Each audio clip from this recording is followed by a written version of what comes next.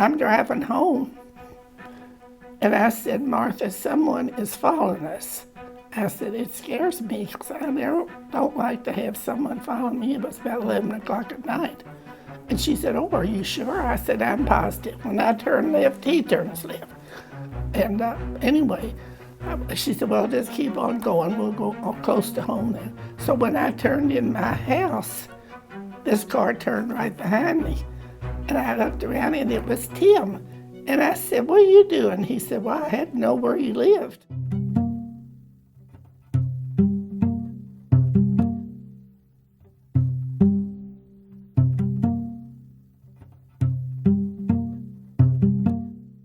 My name is Mary Catherine Cravens. I was born on November the 25th, 1926. My parents were Mary Kamer and Charles W. Wolford. My mother had a 7th grade education. My father had 2 years of college. My mother was one of the most intelligent people that I have ever come in contact with. And she always said she was never going to marry. But then when she met my father, it was too bad. They got married and had 5 children. My oldest brother, Walter, was a priest, became a priest. My next brother was Joe, and he was a heart specialist in Louisville, and very intelligent. And then I came, and so Mother was so happy that she finally had a girl. And then the next one was my brother Morris, and Morris was a pro football player.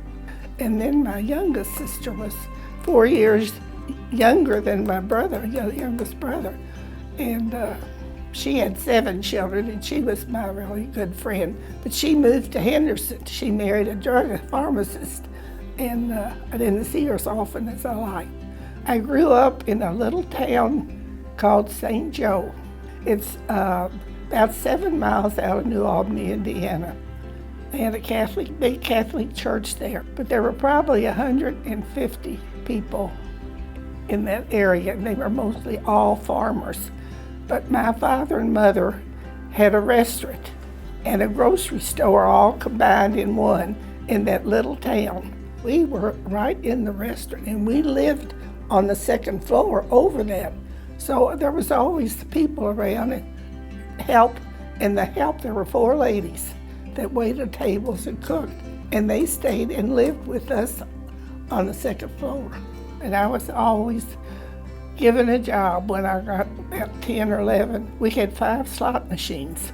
My job was to give nickels out to all the customers. So that's how I worked.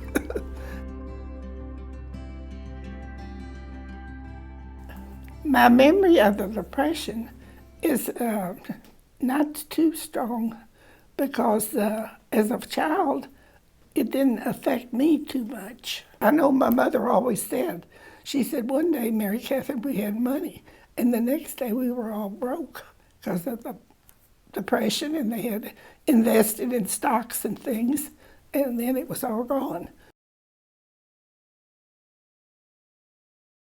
My parents went to church a lot of times every day. We had Mass every day, and my father was very strict. Our church is on a real high hill, and on that church, a beautiful church, there's a big building that's a 4-room schoolhouse. So it really was a county school, but we had religion an hour before school started. So we went from 8 to 4. So 8 to 9 was our religion, and they could do that. And then the teachers were nuns, and they got paid just as a regular teacher. But now in high school, I went to a boarding school at St. Catherine's in Springfield, Kentucky. And the Dominican nuns taught there, and it was a beautiful, huge building, a big school, and you really did learn because they wanted you to. I got a 4-year scholarship to Nazareth College, which is in Louisville. And so that's where I went to college for 4 years.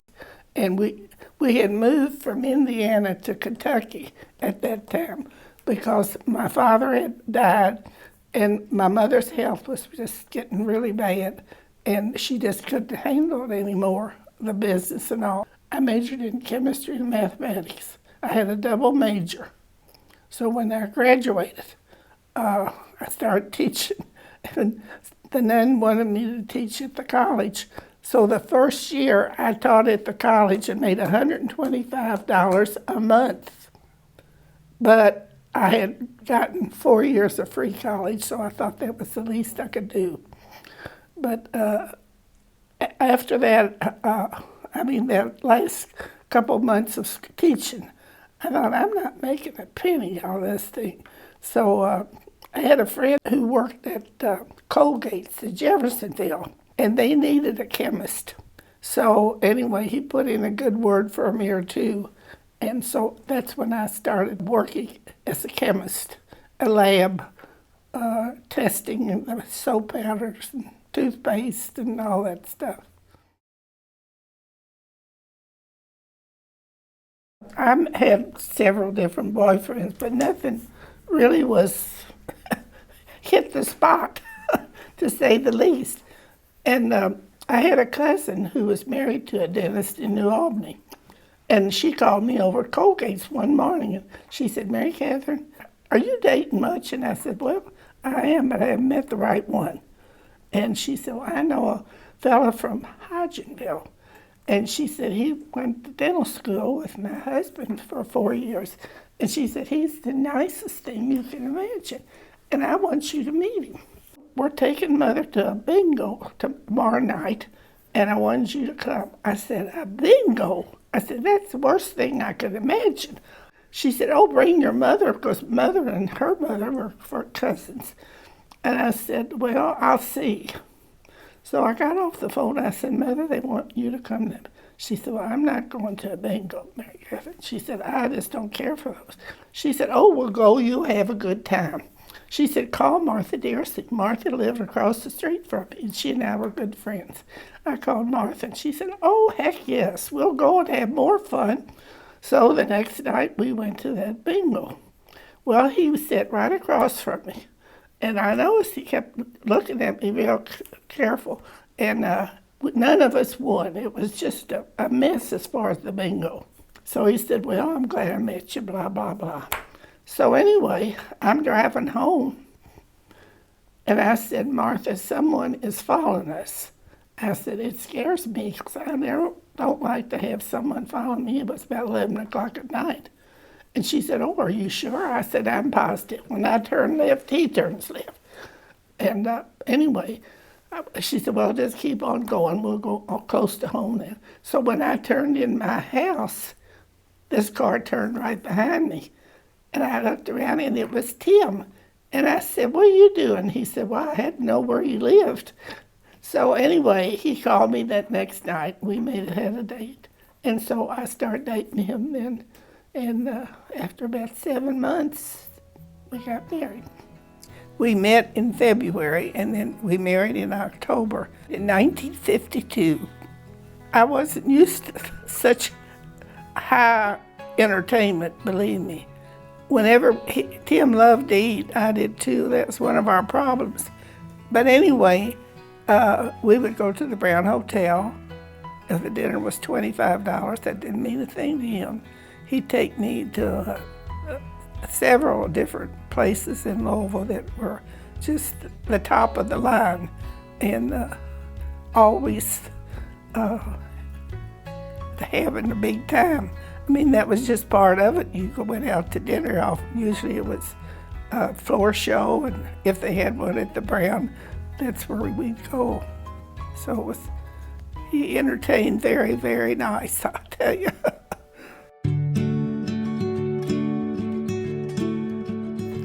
My husband's name was Timoleon Richardson Cravens.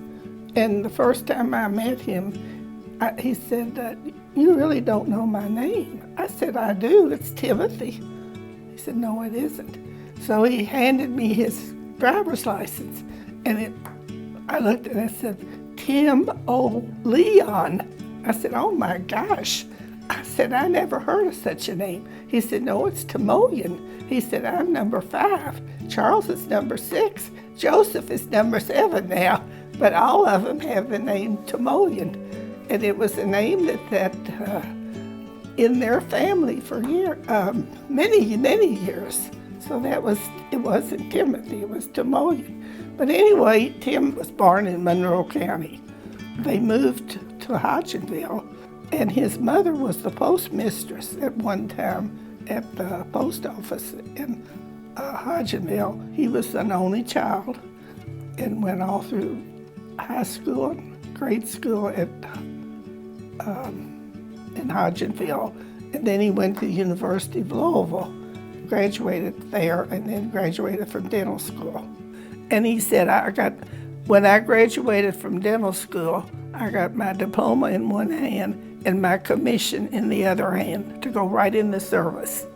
His father died when he was still in the service. And he did get to come home, I think, for the funeral and all, because that was right before he was discharged. But Dr. Hanley and Dr. Bradbury wanted to build a clinic, and they right away considered Tim as the third one, that they would have a dentist and 2 doctors. And so they went on ahead, and he said, just go right ahead and start building and do it all, because they got out quite a few months before he did. And he said, because I want us to be there with you. So that's when they built the Hodgenville Clinic. And then when Tim got discharged, he opened an office right away. Well, Tim was the dentist, and then Dr. Hanley and Dr. Bradbury were the physicians. But they all had the same lady to be their receptionist. One night, it was about 3 in the morning, and we hadn't been married very long, and someone called with a really bad toothache. And Tim got up just immediately. He said, I got to go down there. I said, well, Tim, tell him you'll come tomorrow morning. He said, he needs it now. So he said, you're going to have to get used to me going down there, because he said, when somebody calls, I go. And if somebody called at 4 in the morning, down he'd go and take care of them. If they were in that bad a shape, he said, they need me. So he always would go down. And I got used to being, because I didn't like to be by myself. But that's how it worked. My husband died in 1987. He practiced for 40 years. He died at 67, and he was still practicing then.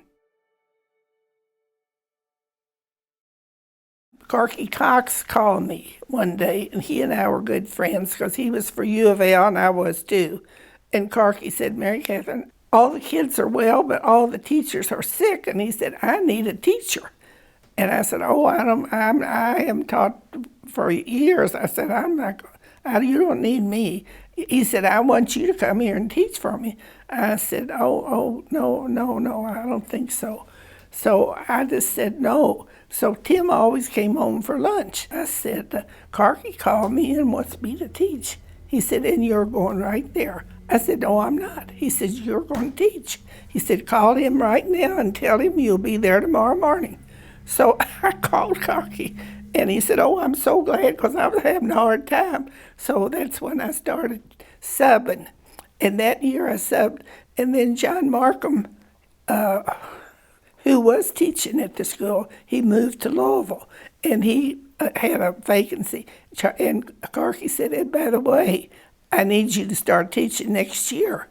And I said, oh, you're kidding me. He said, no, I'm not. He said, I want you.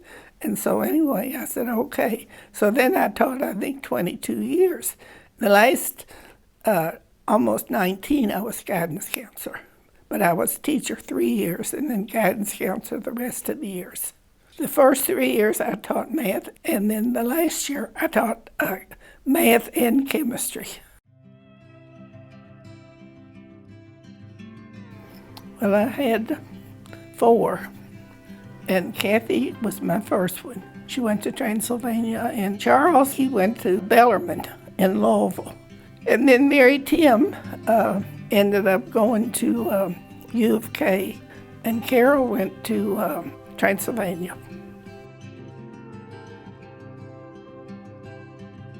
I don't know whether it was the kids or something that said, "Mother, you should write a book." And I said, "I can't write a book. I don't even know how to write." "Oh, Mother, why don't you write a book?" And I said, "Well, I might do that." So anyway, I was 71. I'd already retired from teaching out here for almost 22 years. And I started writing. And when I came to the point where Mrs. Cravens died, and a few months later, my mother died, and then a couple of years later, Tim died, and I just quit writing. And I just put it away and didn't do anything with it. And then when I was in my late 80s, I said, "I'm going to finish this book. I'm getting tired of it. I'm going to finish that book." And so that's when I finished it. This is the book that I wrote. I've given it to about 200 people. I think I had 200 printed, and I've got a couple left, and that's it. I just hope that I'm a good mother and a good grandmother and a good great-grandmother. And I guess that would, and I hope they learned a few things from me that were worthwhile to keep.